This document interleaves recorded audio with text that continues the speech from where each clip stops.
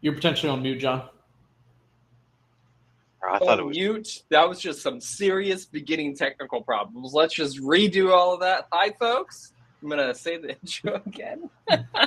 Welcome to Let's Talk Real Estate and Stuff, the podcast where we dive deep into the world of real estate investing and the random stuff that makes life interesting. I'm John Whitfield, joined by my co-host, Carlos, from InvestorFuse and Carrot, and Poppa P, a.k.a. Brandin, from TED Sysops. So today we've got an exciting journey for you. I think the ultimate goal is that Brandin is coming on to this podcast to take the wealth of knowledge that Carlos and I have about the world's best CRM and use it for his own benefit. So why don't you give us a little overview of what objectives you would like to accomplish here, Poppa P. I am prepared to screen share. You will see some exciting things here today, some things that don't even exist today in the world of InvestorFuse. I love getting first dibs on things. That just turns me on. That gets the motor running. No, so we're coming at this from an angle of, so I've been very proponent of manual everything, calling, follow-ups, using our smartphone. And that's a lot of that has to do with my lead source, the style of leads that we got, and the team that I once had, the reasons why we did it that way. But now, as we're going more inbound, what I really want to do is hone in on my speed to lead and my curated and like catered messages on like 3 different types. So first would be the initial outreach or initial response when a lead comes in. And we're more, just so we know, we're more gearing towards the PPC or PPL in this instance. Style of inbound leads. So someone's filled out a web form and it comes directly to me. We're not talking about, the ones that I hate, the marketplace style PPC leads. We're talking about ones that get sent directly to you. So where every second really does matter. So again, going back to the thing, so we're looking at it on the initial response or outreach. And then if they don't pick up, the continuation of the follow-up until they do respond. And then the third would be once I talk to them or once you talk to them, what happens after that, categorizing different type of follow-up sequences that you could use for that. So the idea would be for either a single person or a very small team, you would be able to make sure your speed to lead on your expensive inbound leads is top notch, and that you're doing a proper follow-up all the way through so you could automate it. So if you're not sitting at your desk, if a lead comes in at night, the lead comes in before you're in the office, your leads are being responded to. And then also maybe we could add in there being reminded somehow to call people, because we all know that InvestorFuse has wonderful action management systems, but one thing is, what happens if you're not in InvestorFuse? Is it possible to be alerted to that you have a call for one of these expensive leads that you have to do? Maybe they responded. How can we do that so that way if you're out in the field checking out a property, driving for dollars or just with the family or whatever it is, that you're like, oh man, I have to call that lead today because I double tapped it yesterday. I still have no response to my follow-ups today. And my texts and emails are non-responsive. I need to call today, and I've been alerted, or maybe it's in my calendar. So that's kind of it, John. Hopefully that kind of gives you an idea. And yes, I am definitely trying to take advantage of you two and figuring out, like, how can we run this and automate it to where I don't really have to do anything and I can focus on my mobile home parts pretty much. Love it. Well, let's start and kind of break this down. So I think the first thing that we need to focus on is the message that goes out when the lead comes in. So you referenced the term speed to lead. I'm going to go ahead and start actually screen sharing here because, why the heck not? All right. All right. Hold on. I'm on my laptop because I'm traveling and it's a tiny one screen. So here we go.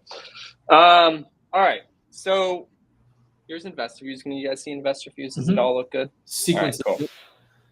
All right, cool. So this is sequences, and we're going to get into this. But what we're mostly going to focus on, or what we need to focus on first, is the autoresponders. So we call them the campaign autoresponders inside of InvestorFuse. So if I open up Brandin's campaigns here, and I go in and take a look at his list, we can see all these different, holy hell, all of these different campaigns that he has here. I bet, it's been a while, bro. It's been a while, okay? I've been doing this for I hope a long you're time. utilizing channels. That's a topic for another day. But so the cool thing about InvestorFuse is you can make as many campaigns as you want. We don't restrict that functionality. And each campaign basically is a unique integration point. And so you can see here that the way that Brandin has used this in the past, and it is showing all campaigns. It's not filtering this list at all. So you see that like he's done RVM campaigns and he's done a campaign per like push. Yeah. 2022. 2022. Yeah, dude, this is a while ago. And but each of these have a unique integration point. So a unique place that our team helps set up leads coming in. But the cool thing about it is you can set up a unique response to go out on every single one of these campaigns. So which campaign am I going for here? Property leads? Yeah, that guy. Property leads. All right, so I'm going to come in here and open up this opportunity or this campaign, and we're going to go into the settings section, and you'll see this response template. So this is where we're going to choose the message that goes out. Now, do you have the message that you want to be sent? And keep in mind, when we get into setting this up, you can. This is the automated response text message that goes out, and we can set a kind of time delay in it, so it could be a couple minutes. So I have two types of messages. One would be I am in the office, and two would be after hours. All right, can you pass those over to me? And then I'm going to share my screen again because I want to do the part that doesn't exist in InvestorFuse first. Yeah, bro, I can definitely do it. It's going to take me a moment. I did not know you were going to need that. I absolutely do need that. Let me get ready for it.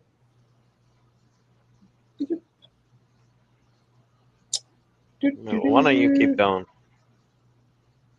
All right. Well, okay, let's start setting it up then. And then when you get that to me, I will. Did you say part of it outside of InvestorFuse? Yeah.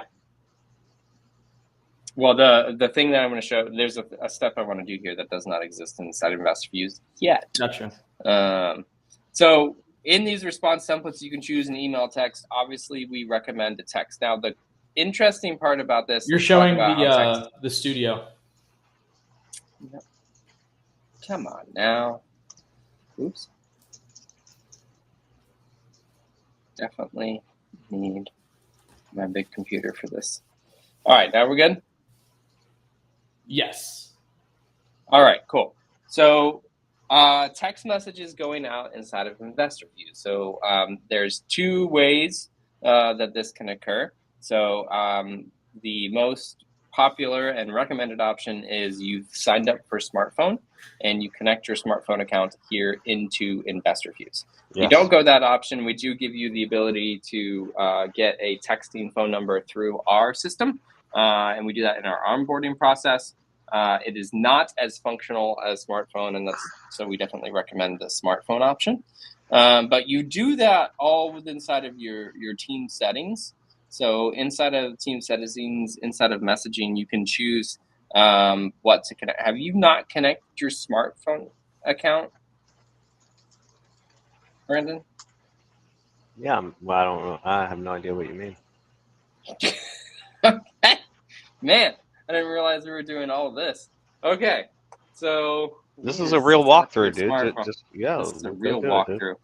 All right, so we're gonna connect smartphone. So that's the first step that we're gonna do. So inside of the settings of IF3, inside of messaging, you can choose how we text. So currently, you want to share your screen? Son of a monkey, I do want to share my screen. Don't worry about it. Just roll with it, bro. All right, here we go. Here we are our settings, workspace texting. So Brandon still got his Twilio. So this is the interesting thing about the smartphone connection. I just want to kind of like get this as a PSA to the world right here. When you sign up for smartphone, you connect smartphone. You have to choose what CRM you're going to use with smartphone, and you connect it to Podio or InvestorFuse and other competitors I won't list. And so when you sign up, you connect it into InvestorFuse. That is where they're logging. So the outbound and then inbound texts and calls you do come into our activity log. If you want to send text messages out to your leads inside of InvestorFuse, like using our systems, using our sequences, and you want that to go through smartphone, you have to do these steps. Come into here, go into your team settings, go into messaging, and then click the smartphone button. It's going to tell you that you're going to disconnect your current provider if you have one selected there, which is fine because it will be working here. And then it's going to say put in your smartphone API key. So that's what I'm going to do. Your smartphone API key is over here as an API token, and you basically just copy it, and then you're going to go ahead and put that into InvestorFuse here. Once you do that, it will connect to the account, and it will change what's down here. So the thing that you're going to set up is a default user and a default number to be sent out, all the messages to go out as. You then can set up individual texting, and we'll do that next. But this is like, hey, I just invited a new user. I haven't given them a smartphone number, and they go into InvestorFuse and they send a text. What number should that use? So we like to suggest just like a main company person. Maybe you have like a head of acquisitions or an acquisitions person. Just use that. So we're obviously going to use Brandon here. What phone number do you want to be your default one? Go back up. Just pick. Scroll down. Just pick one that says Dallas, bro. Dallas. Right This there, one? Dallas. Yeah, Dallas 4. All right. I'm about to get blasted by wholesalers. They were like, "You want to buy a property? You want to sell your house cash?" All right. So that is the smartphone texting. We'll do the individual next. So there's also workspace email.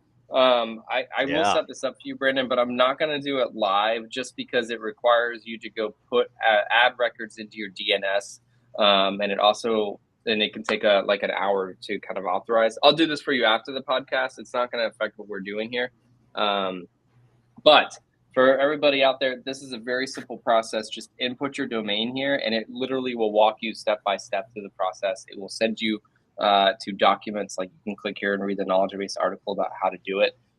We've spent a lot of time making it super clear about connecting your email there. So do that as well. All right. So now we're going to talk about individual texting. So we set up that team default, but when somebody logs in and they're messaging the leads, they might want it to be their personal information. So you can come into each one of your users here. Is this the user that you're going to be using? Yeah. Real Offers Cash. All right. So inside of here, you can open up their settings, and then is it signatures? Oh, you know what? I don't think I can see this. You're going to have to share your screen, Brandon. Logged into IF3. I can't do it through my admin. Am I going team settings? You're going into your personal settings.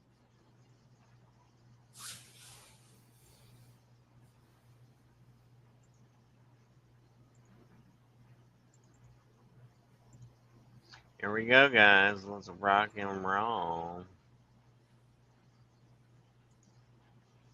There we go. All right, so you're going to go into your settings.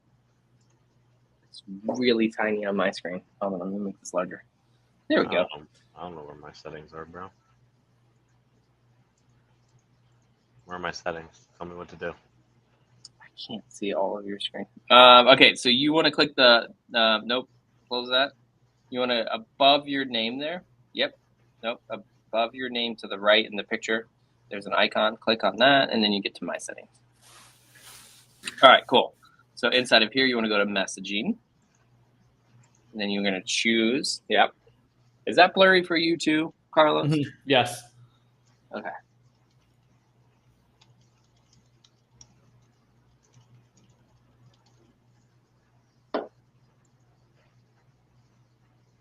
Yeah, that's your email. Is it not showing you text messaging there? It says the domain on your form email must match the domain. I don't know what that means. Hang on, let me go back to my screen. It's because of this.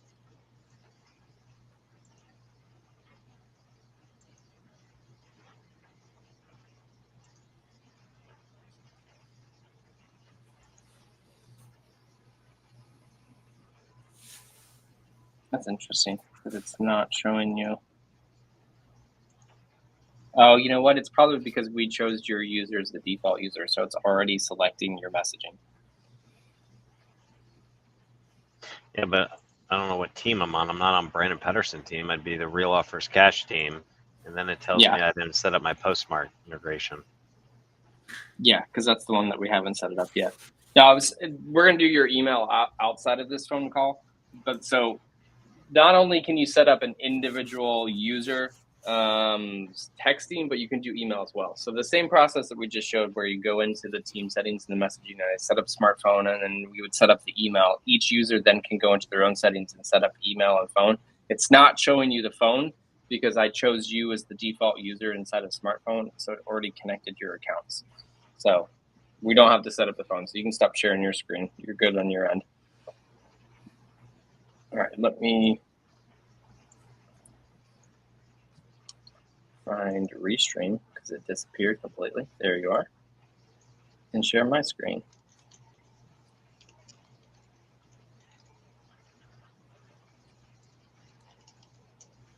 All right. Cool. All right, so let's go back to the campaigns now then and focus on the autoresponder. So if I come into a campaign, the campaign window, I go to list, and you said which one am I? Oh, no, property leads.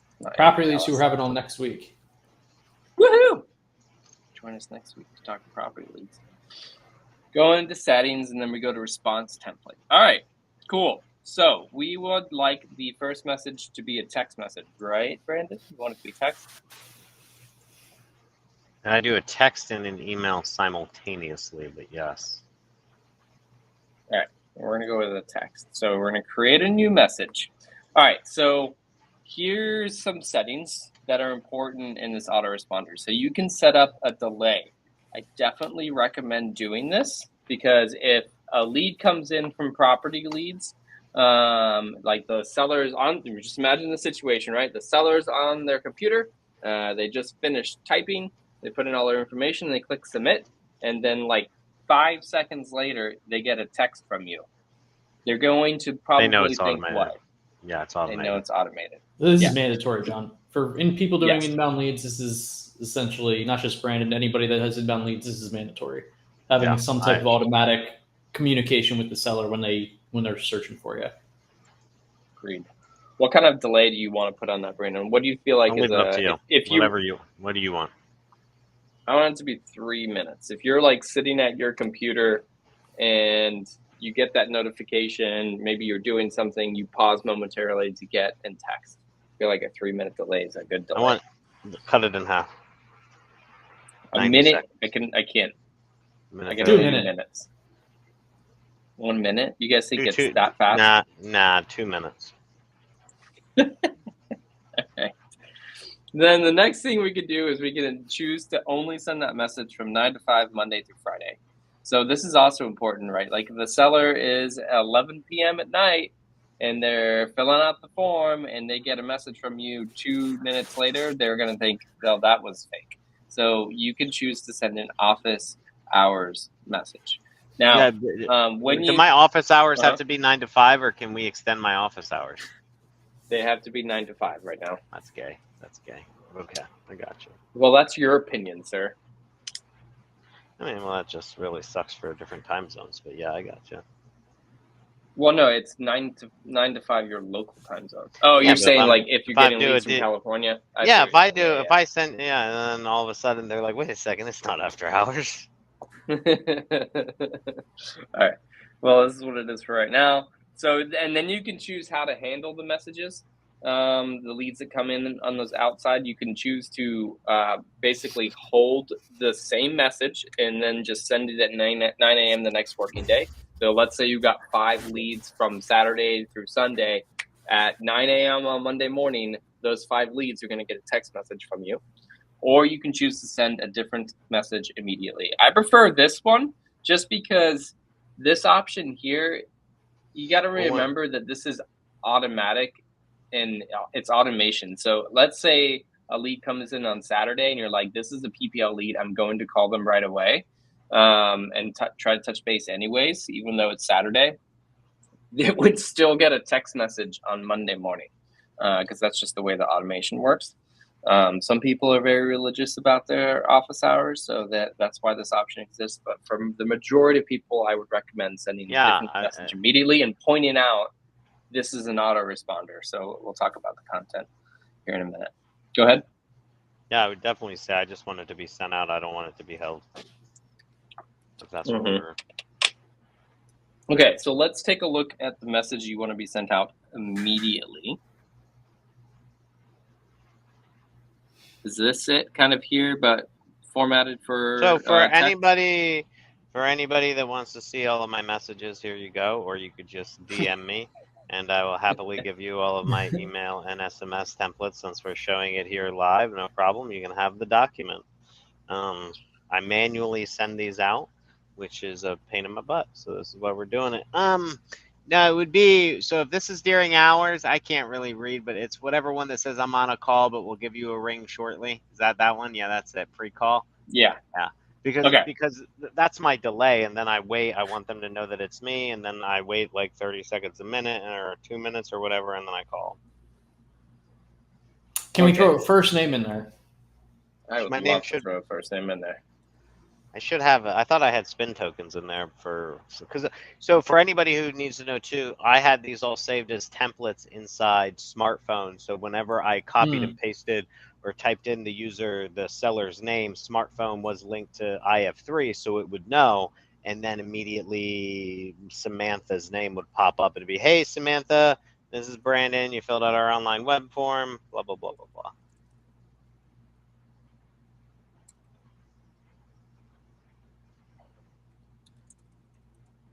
Shooting you a quick text to let you know I'm on a call. We'll give you a ring shortly. Otherwise, you can let me know if you prefer time to talk. Is there a comment there? Hey, yeah, I'm cool with this. The other day we were chit-chatting, and then you were like, man, I'm going to throw some AI models into your stuff for you, Brandon. Are we doing that still? Yes, we are. So here's the AI model that you are indeed asking about. So as the listeners of the podcast know, I kind of have a stick up my butt about text compliance. And is this your own special thing you built on ChatGPT? Yes, I built my own ChatGPT assistant.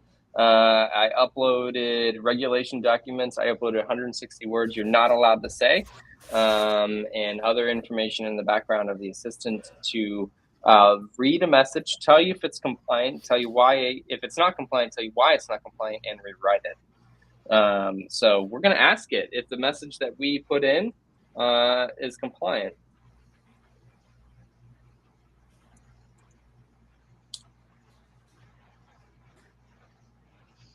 If it's not, it can go fuck itself. Oh, look at that. It is compliant. Bro, see that? I'm good even just making shit up as I go. Look at that. It is fucking compliant. When you're good, you're good. Bro. And you want to know why is because I think about John when I'm doing it. Not to be weird or anything thinking about John, but like I'm like, I remember that one podcast we had where John went through all the keywords and the phrases you don't want to say. And I remembered from that episode. So I'm very cautious about offer, you know what I mean, home. That's why I also misspelled some words purposely. One, I like to misspell words in my text messages to make it look like naturally like I am texting a phone.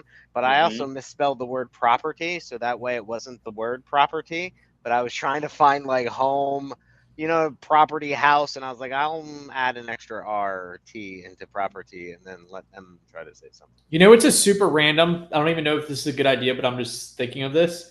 A super random iPhone functionality that you can do is where it's like typewriter style, where you can't go back and correct it. Like whatever message you type, and then whenever you stop typing, it just sends automatically. That's a thing? No, I just thought of it as a random like preference you could turn on. Yeah. That should be a feature. Yeah. So I saw you checking, John. I saw you checking to see if I misspelled the word property in that specific one, and no, it's not in every single one. But yes, it's not in every one. Okay. It's not in every one. I didn't know if I fixed it. No, I just checked. It's not, but some of my other ones are. You can misspell it if you want to make it look more natural. Well, we can leave it as it is. But okay, so this message is compliant at face value, which means like looking at the actual words inside the text, and the bot here comes back and gives you why it's compliant, and also is like, hey, you should probably include opt-out information into that. So this is something that we will be bringing into InvestorFuse for all of these kind of messaging areas. It's something we're working on this summer, so be prepared for this. If you are interested in this and you have ChatGPT Plus, let me know. I will send you the link to my assistant, so you can have this power in your hands. All right, so we're going to call this the PPL automated response, and we're going to put in the message.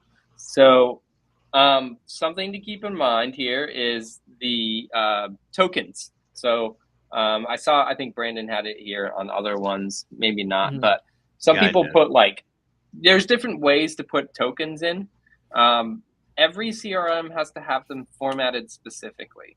So I'm going to remove this here from that was my templated message. And this over here is our token button. So if you click on this, it's how you get to all of the tokens that we have available.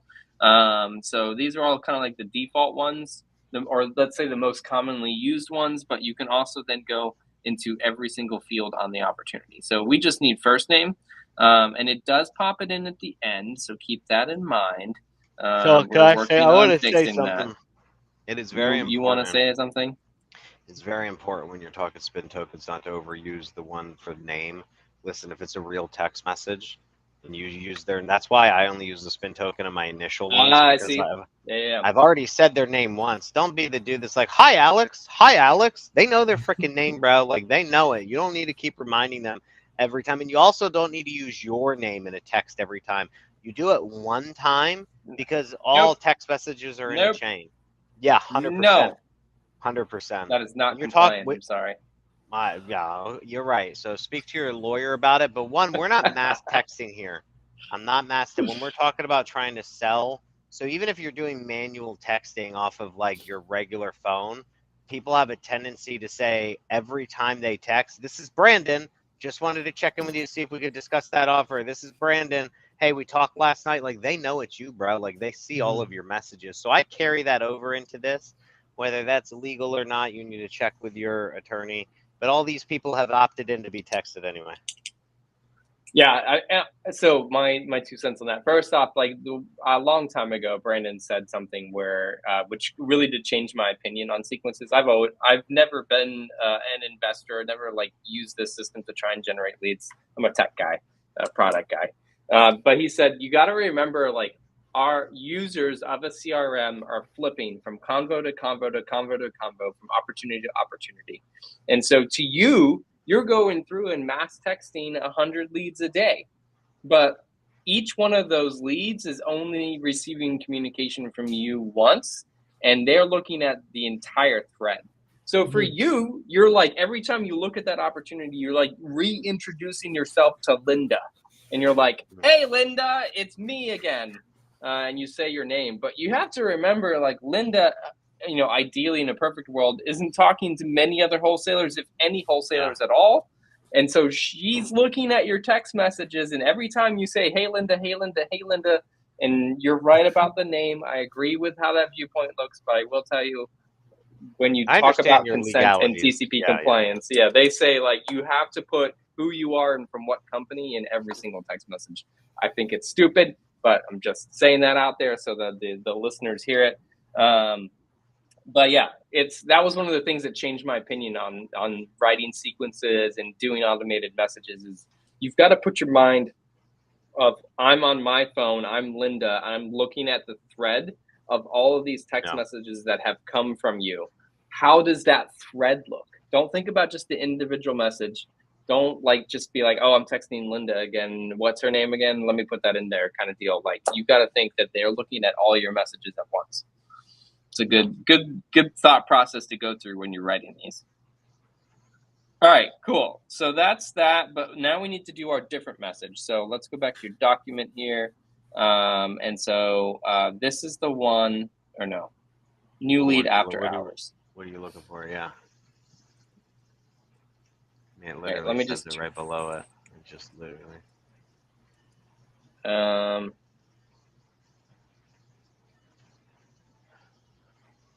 Instead of hello. Do you want to reference in this that it's actually an autoresponder so they know? That's a good question. This message could go out at like 3 a.m. That's a good question in general of auto responses and starting off a sequence of like how transparent do you want to be in your messaging? Yeah, I mean, depending on how we word it. So I would let me see. I would say something like this: or requesting an offer.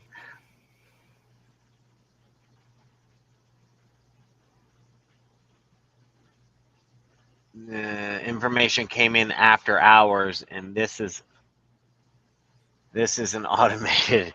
This is an automated text wondering if. So take out the but and say the information came in after hours, and this is an automated text wondering if there is a time. Because I get those a lot, man. Like I'll get them, these leads come in and it's weird. So I have, because I get up at like 4 o'clock. So I have sent out text messages and emails at 4 o'clock when I get it. I don't call them. I don't double tap them at 4 a.m. when I'm just sipping my coffee. But I do that. But I've literally had people respond back 10, 20 minutes later saying, yeah, give me a call at like 8 a.m. or something. Like, that's fine. Give me a call in the morning. Like, give me a call at 10. And, that's cool. Not expecting you to have back-end, Calendly for doing this live right now. What's your opinion on throwing a scheduling link in there? Like, hey, this is an automated text. I'm going to give you a call as soon as I'm in office. If you had a specific time you wanted to chat, feel free to book something here. Bro, like I know guys who do that and they're really high performers and they love that. I also feel like I've talked to someone one time and they were like, somebody asked them to do something and they were like, hey, do you want to do this? And the guy's like, yeah. And he goes, here's my Calendly link, set it up. And the guy was like, fuck you, I don't want to do this anymore. That's the question. Like, is it too much resistance? Yeah, it just feels like you want to be important. But again, we're talking to a mom and pop and like scheduling with you. Now, I like using the verbiage in some of my manual text messages. Like I did one this morning where I emailed a lead that I responded like, hey, is this still something you wanted to discuss an offer on? I have some free time in my schedule later. Maybe we could set up a time to talk. Like I love referencing that I have some availability in my schedule, but to send them a Calendly link seems a bit formal. Right. That's what I was going to say. But I'm not going to say my way's the right way on that because I know people who do really well with that. They've built a model around it. I don't feel it because it's not how I would want to be treated. I agree as well. And I'll tell you, we're getting into calendar building here this summer as well. There's 4 things that we're really focusing on and hopping around a lot here at InvestorFuse this summer. Contracts, which actually comes out on Monday to the beta group. We're completely redoing our calendar and appointments. We're going to be completely redoing our sequences, and we're going to be putting in a lot of AI. So what I want to do, and the system that we're integrating for the calendar does do a Calendly-like link, and I'll give that option to our user base. But what I would hope that they would prefer to do, which will require some kind of token credit amount money. Oh, somebody's calling you. It's ringing in my ears. Pick it up live. Get it live. Is the AI. I'm going to introduce a scheduling AI that can go look at your calendar, find some time slots that you are available, and list those out inside of the message and ask the user to confirm that they would like you to call them at that time, or for them to give a different time, and I'll automatically put it in the calendar using AI. And I feel like that's kind of getting to the automated, but feeling very personalized and feeling, better to that kind of end user. when they're messaging in. Yeah, it's just we're getting into more of a sales convo type stuff, but I definitely wouldn't do it in these types of things. But again, there's going to be someone who argues the other way. This is a big step for me on automation because I am very much I will text you, call you manually. I have a process for that, so I feel like doing that, Carlos, would be stepping into the fire a little bit much for me. Yeah, I hear you. Oh. I'm with you. Cool. All right. So we put this in. So I just want to, before we move on from the automated seller response, and we are kind of getting a little low on time, and I want to make sure we hit some other areas of this. This is a template. So again, we set this up on one campaign. You saw how many campaigns that Brandin had. You have to go to each one and choose if you want this message to go out. And like Carlos said earlier, we do definitely recommend it for any inbound leads. Now, if you have a VA team doing outbound calling and that VA team sends that lead into your CRM, please don't send an automated text out. That's just not going to be good. You want these to be people that are requesting your help, requesting your guidance, requesting a call from you. That's when you really want to use these automated seller responses, and why we specifically put this feature on a per campaign level, because there are some campaigns you don't want to have this on. And it's saved as a template. So whenever you go to any other campaign, you can just choose this response, this kind of automated seller response now. And you don't have to rewrite it every single time. Or you can make a new one and have 2 to 3 different types of messages per different types of campaigns. Cool? Yeah, I'm digging it. All right. The next thing I want to talk about is templates. And we're going to talk about templates before we go into sequences. Because let's kind of go to Brandin's messaging here, and I want to kind of show you how this associates to InvestorFuse. So like this next one here, tried calling, left voicemail, means that the lead came in, the automated message that we just set up goes out to that lead, and then Brandin is doing manual processes. Brandin is calling, and he is texting, and he is emailing that lead multiple times. So many times people have asked me as the creator of InvestorFuse, hey, when a lead comes in, can you automatically start a sequence for me? And I'll be honest, that feature is coming, but it needs to be done. Like, you need to still be manually doing these things as well as using the automated functions. And so templates are a key part of that. So you can set up a sequence on a lead, but currently the way it works is it takes over the action-based system. So instead of the actions of call attempt 1, 2, 3, 4, 5, 6, 7, all the way up to 8, there's no longer any actions. The sequence is running. You can have tasks assigned to you, and we'll show you that. And those tasks can be, hey, go call this lead. But templates are great for you to be still using the action-based system, still doing your call attempts, and then you're like, okay, I just called. I want to drop an email. I want to drop a text. You can do that very easily with the templates. But with the templates, so I do that with the templates, but I can automate those templates. Yeah, and so you can use the messages. I don't know. This will be a good thing to figure out. I don't think our templates are synced into our sequences. They will be when we redo a lot of sequence functions here. But yeah, you can have the same messages in templates and sequences. Yeah. No, I guess. Okay. I was just saying, like, if I say did not pick up call attempt 2, I did not reach him call attempt 2, can I have something go out at that point? Sending it in? It's almost more like workflow. It's like a mix of like workflow and template together, kind of. I'm gonna write that down right now. Action completed. You see what magic happens when you and I brainstorm? This is like when we did premium together 2 years ago. Yeah, I mean, that's really what I need, because that makes a lot of sense, because it's like, man, if you automated that for me and it was a text and an email that goes out. Now, if I say I did get a hold of them and I selected something else, I could assign a different, like, for example, follow up on offer. I could maybe have an email go out that says, hey, thanks for listening to my offer range of blank. It's just some bullshit like that could fill in. And yeah, that'd be nice. Yeah, and I think like the scenarios are always going to be unique. So the way I'd probably do it, just for like brainstorming here, you go and you say, all right, I'm completing this action. It's going to set call attempt number 3, and then I'll show you. This will send out an automated text, an automated email, and you can turn them off right there if you wanted to. Yeah, and you could do call attempt 3, 4. So each call attempt template could get more desperate. By call attempt 7, you're like, listen, asshole, I've been trying to get a hold of you for fucking 5 days. You have tokens for different curse words. Yeah. Brandin set up. It's like, you're making me look bad right now. I spent $400 on this lead. Pick up your phone. Love it. And yes. then All right. attempt 8, you're just crying. You're like, please, I'm so sorry for saying that to you. Okay, Anyway. So tried calling, left voicemail. So you have a lot of emails in here. I'm curious, do you get good responses to your emails? Like, are people emailing you back? Yeah, bro. Yeah. I set my, so let's take a look. You know, there's a few people that don't pick up their phone. So like, yeah. I mean, I guess I'm not going to share my screen. I was going to say I could show you. But yeah, I mean, so a lot of times, like this person, I emailed at 4:59 a.m. So it was too early to call and text or call them. So I texted and emailed.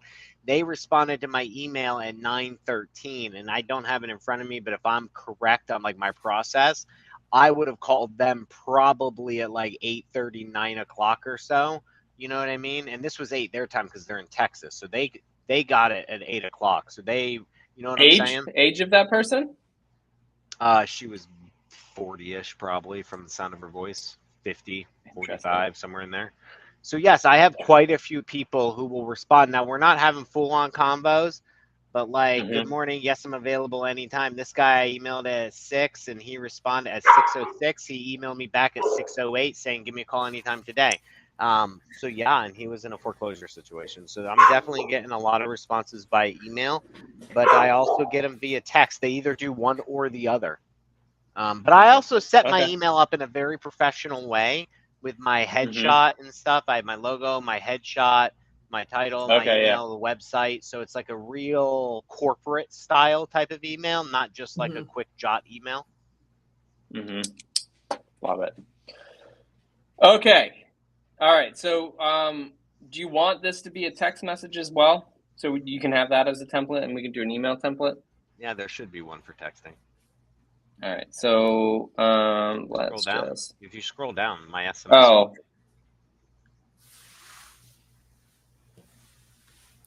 Oh, okay. Sorry. You have them separated. All right. Tried calling. Hey, just tried giving you a call. Figured you might be busy. Was it a better time to talk? If you'd like to schedule something so we could discuss the property. Yeah. Okay. There's one that I misspelled. Love it. All right.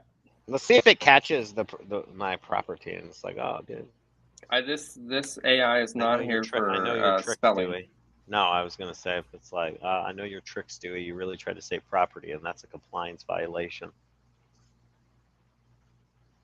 It did give you a new version. See, it said AI is not always perfect, but so it does say it's compliant. It respelled property for me. It did respell property. I tried calling you earlier. Figured you might be busy. It fucking grammar checked me, bro. No, I want my original one. Grammar checked me. All right. Well, your original one is compliant, so you're good. Okay, so we're gonna call this text after calling. Bro, I am batting 1,000 right now. My compliance just off the top of my head. What does that say for the amount? Like, I feel like I wish there was like a pat on the back somewhere coming over here. Huh? Feels good. All right, we've got that template in. Let's add an email template. So don't have to care about compliance for email. So email after calling. All right, and so nope, over here. This is right there. Right there. Tried calling. There we go. So now, when you use InvestorFuse for sending emails, it can't be fancy. One day we could get there. But the other thing I already updated my signature. I did but you can't upload pictures or logos in your signature through InvestorFuse, which bothers me. But hey, it's what I got, and I'd rather be automated touching my leads than have that. But you know, whatever.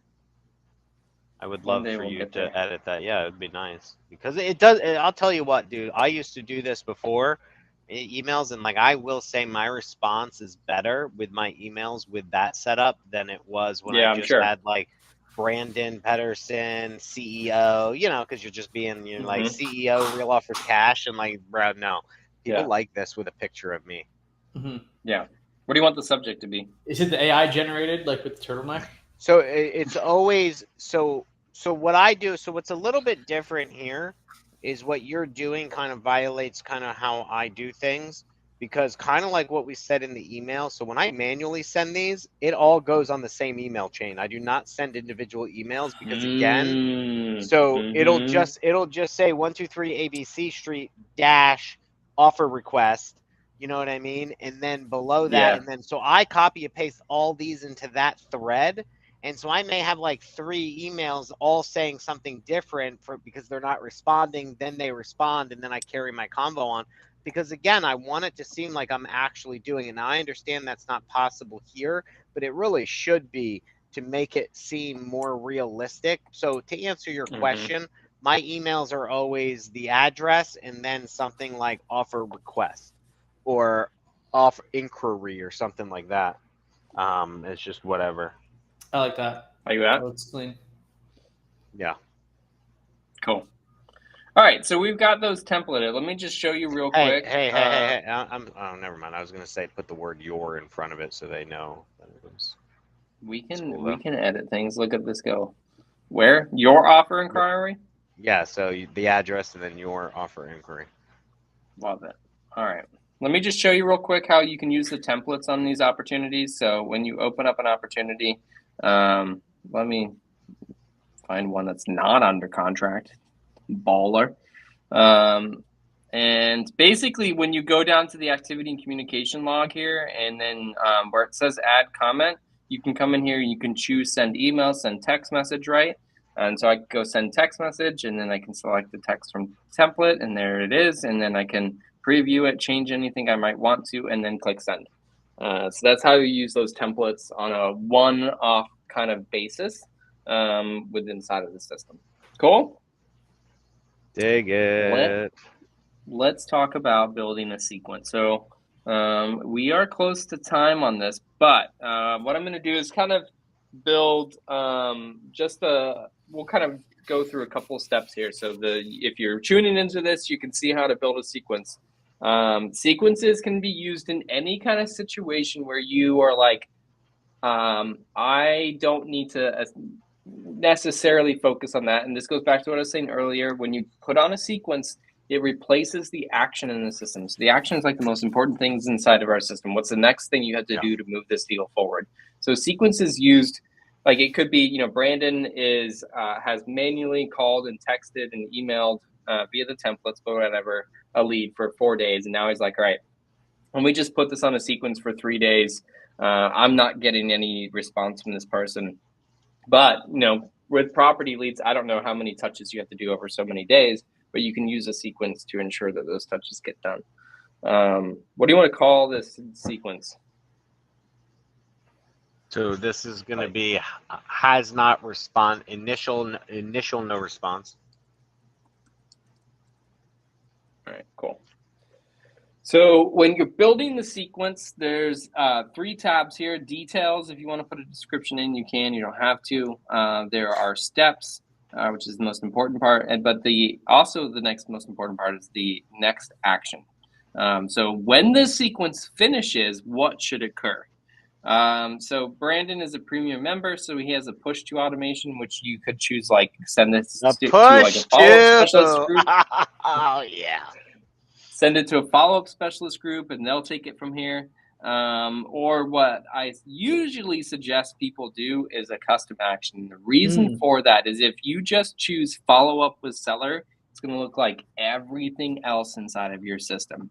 So if you do a custom action, you can choose a template, but you could just be sequence ended, decide what to do. And make it so that you understand, hey, an automated sequence ended here. What do we need to do? And that's great for like a single kind of person team. If you're in a bigger team, this is why push to is here. We're not talking about that in this session, but like you have groups inside of your opportunities and you send it to a follow-up specialist group or a long-term nurture group, and somebody takes it over from there and does the right kind of processes that you put inside your team. But using this custom action can certainly help you be aware, okay, the sequence just ended. And in this case, right, we're talking about a high value lead that, you know, you tried to follow up with, nothing happened. Now the sequence is going to do it. And you might be potentially at the end of this submitting property leads for a refund. And if you don't, like, I mean, literally you could just do ask for refund, right? You can make that your next action inside of here. This is going to have some overlapping convo with Andy next week. It will, yeah. And there is, like, you can do some fancy things here. And this is, I've actually set this up for Nick Perry's team. We mark it as dead, and we created a special dead reason. And so you do, yes. They start a specific sequence on just the property leads that come in. And then when it finishes and there hasn't been any response and they haven't stopped the sequence, it automatically marks it as dead. And then when that reason gets marked as dead, I push it to a Google Sheet, which there's a VA that just watches that Google Sheet and goes in and submits everything for a refund via property leads, for leads that you couldn't get contacted with. So lots of different things to kind of do here. But for Brandin, we're going to do, what do you want this to be? Ask for a refund or what?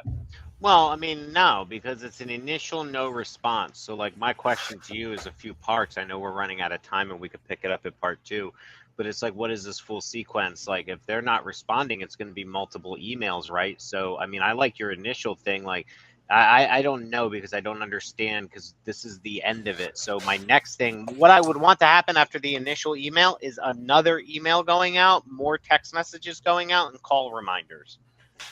Right, so, like, yeah. So this is my when process. all of that's done. When so all here's of my that process. automated. Okay. Ready?